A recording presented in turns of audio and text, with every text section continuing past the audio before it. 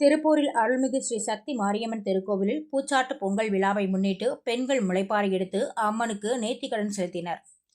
திருப்பூர் ஊத்துக்குளி சாலை பாலக்காடு பகுதியில் அருள்மிகு ஸ்ரீ சக்தி மாரியம்மன் கோவிலில் 29ஆம் ஆண்டு பூச்சாட்டு பொங்கல் திருவிழா கடந்த 8ஆம் தேதி துவங்கியது.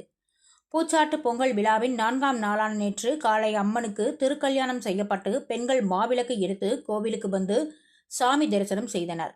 தொடர்ந்து பூவோடு எடுக்கக்கூடிய பக்தர்கள் பாளையக்காடு அருகே உள்ள விநாயகர் கோவிலில் இருந்து மேளதாளங்கள் முழங்க முளைப்பாரி எடுத்து முக்கிய வீதிகளின் வழியாக சென்று ஸ்ரீ சக்தி மாரியம்மன் கோவிலில் முளைப்பாரி ஊர்வலம் நிறைவு பெற்றது.